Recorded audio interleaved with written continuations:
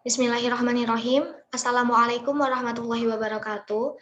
Perkenalkan, saya Diana Naila Al-Fatihah, NIM J500190042. Ingin sedikit memaparkan mengenai karya ilmiah dengan judul Hubungan antara tingkat pengetahuan ibu terhadap tingkat penanganan pertama pada anak diare.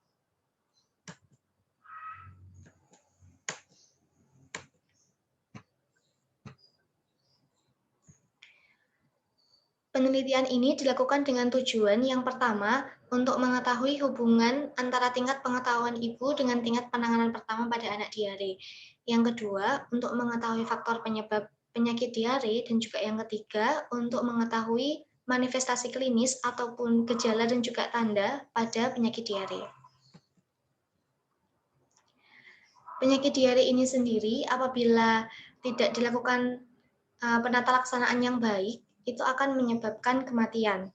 Menurut data dari UNICEF dan juga WHO pada tahun 2009 dipaparkan bahwasanya diare ini merupakan penyebab kematian nomor 2 pada balita, penyebab kematian nomor 3 pada bayi, dan juga penyebab kematian nomor 5 pada sejumlah umur. Dari data UNICEF juga dipaparkan bahwasanya sekitar 1,5 juta anak meninggal per tahunnya akibat penyakit diare. Di samping itu ada juga dari data dari Depkes pada tahun 2007 dipaparkan bahwasanya sekitar 6 juta anak ataupun 6 juta balita meninggal setiap tahunnya akibat penyakit diare. Dan juga kasus meninggal dunia ini sangat sering terjadi pada negara-negara berkembang. Begitu juga dengan negara Indonesia. Untuk solusi yang ditawarkan, yang pertama yaitu menyediakan sumber air yang bersih untuk kehidupan sehari-hari, baik itu untuk makan minum, untuk masak, dan juga untuk mandi. Lalu yang kedua, menerapkan perilaku hidup bersih dan juga sehat. Baik, masuk ke definisi diare. Jadi, diare ini merupakan keadaan tidak normalnya pengeluaran feses yang ditandai dengan peningkatan volume dan juga keenceran feses, serta frekuensi BAB lebih dari 3 atau 4 kali dalam sehari, dengan atau tidak disertai lendir dan juga darah. Diare ini dibedakan menjadi dua, yaitu ada diare akut dan juga ada diare kronis, di mana diare akut ini berlangsung sekitar kurang dari 14 hari, dan juga diare kronis ini akan berlangsung sekitar lebih dari 15 hari. Diare ini sering menyerang pada anak balita. Mengapa demikian? Karena pada anak balita atau pada anak-anak itu imunitasnya masih minim, jadi daya tahan tubuhnya ini masih rendah, sehingga sangat rentan untuk terkena penyebaran atau terkena penyakit diare ini sendiri. Diare ini dapat disebabkan oleh beberapa hal. Salah satunya adalah makan makanan yang tidak higienis. Selain itu juga banyak virus maupun mikroorganisme serta protozoa yang menjadi penyebab diare. Pada slide ini dipaparkan beberapa mikroorganisme tersering yang menjadi penyebab diare. Yang pertama ada bakteri Escherichia coli enterotoksigenik, lalu ada Shigella sp, ada Campylobacter jejuni, dan juga ada Cryptosporidium sp. Manifestasi klinis ataupun gejala dan juga tanda diare pada balita, yang pertama, mula-mula balita itu akan mengalami cengeng dan juga diikuti dengan tidak nafsu makan, gelisah, dan juga demam.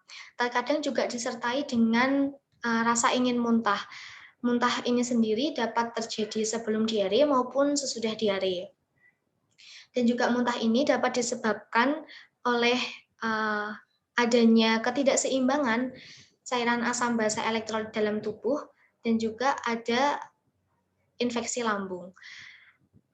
Kadang infeksi lambung ini menyebabkan juga tinja ataupun feses pada balita yang mengalami penyakit diare ini disertai dengan lendir ataupun darah.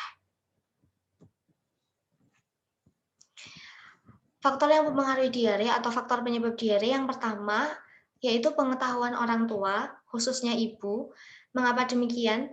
Karena ketidaktahuan seorang ibu ataupun ketidaktahuan orang tua terhadap hal-hal seputar diare, baik itu pencegahan, lalu penyebab, lalu bagaimana penanganan, itu akan meningkatkan angka penyakit diare ataupun angka penyakit diare ini akan menjadi tinggi.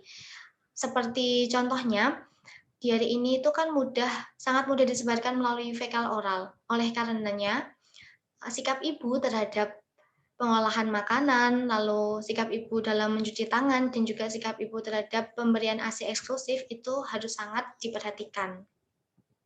Yang kedua, penerapan perilaku hidup bersih sehat yang kurang.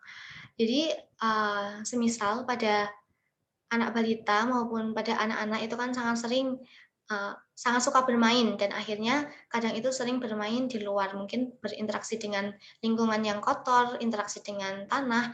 Lalu ketika pulang ke rumah untuk makan ataupun untuk minum itu tidak langsung mencuci tangan, tapi masih menggunakan tangan yang terkontaminasi dengan bakteri itu untuk makan dan minum. Perilaku ini dapat meningkatkan penyakit diare ini sendiri, seperti itu. Lalu lingkungan. Kita sebagai makhluk hidup sangat sering ya berinteraksi dengan lingkungan, sehingga lingkungan yang tidak baik atau lingkungan yang tidak sehat ataupun lingkungan yang kurang bersih itu akan menimbulkan atau memberikan dampak pada kesehatan tubuh kita, seperti itu. Pada lingkungan yang tidak bersih akan meningkatkan penyakit diare itu sendiri jugaan.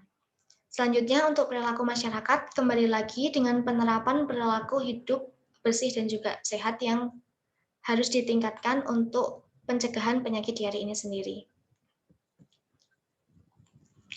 Lalu menurut penelitian yang dilakukan oleh Zulkarnain Nasution Rika dan juga Fitriani Samusir dari Fakultas Ilmu Keperawatan Universitas Dharma Agung dengan judul penelitian pengetahuan dan sikap ibu tentang penanganan diare di Puskesmas Polonia Medan. Menggunakan data 182 orang ibu dengan anak balita pada bulan Januari hingga Maret tahun 2018. Namun, sampel yang digunakan untuk dilakukan penelitian ini hanya sekitar 55 orang sampel dengan pengambilan sampling random ataupun pengambilan sampel secara acak. Hasil yang didapatkan sekitar 45,5% penanganan ibu terhadap diare pada anak ini baik. Dan juga hasil penelitian menurut Zulkarnain Nasution dan juga Fitriani Samusir ini berasumsi bahwasannya ada hubungan antara tingkat pengetahuan seorang ibu dengan tingkat penanganan diare pada anak. Didapatkan sekitar 25 responden sekitar 25 responden seorang ibu itu memiliki pengetahuan yang cukup terhadap penanganan diare pada anak. Sehingga apabila pengetahuan seorang ibu ini semakin tinggi terhadap hal-hal seputar diare, ini akan meminimalisir terjadinya atau terjangkitnya penyakit diare. Sebaliknya, apabila seorang ibu ini minim sekali untuk pengetahuan mengenai seputar diare, akan berkemungkinan lebih besar untuk menderita penyakit diare, seperti itu. Lalu, selanjutnya untuk kesimpulan dan juga saran. Kesimpulannya ini menurut penelitian terdapat hubungan antara tingkat pengetahuan ibu dengan penanganan pertama pada anak diare. Lalu untuk saran yang diberikan, yang pertama, diharapkan ibu mencari informasi mengenai penyebab, gejala, dan juga penanganan pertama pada anak diare, lalu memperhatikan kebersihan lingkungan, dan juga menerapkan perilaku hidup bersih dan juga sehat dalam kehidupan sehari-hari. Selain itu, diharapkan semua pihak, terutama pihak-pihak yang terkait dan juga pihak-pihak yang berwenang seperti puskesmas, itu meningkatkan pemberian informasi mengenai hal-hal yang menyangkut tentang diare, seperti yang sudah disebutkan di atas, baik itu penyebab, gejala, dan juga penanganan pertama. Baik, alhamdulillahirabbil alamin. Terima kasih. Sekian presentasi dari saya. Mohon maaf apabila masih banyak kekurangan. Sekali lagi terima kasih. Terima kasih. Wassalamualaikum warahmatullahi wabarakatuh.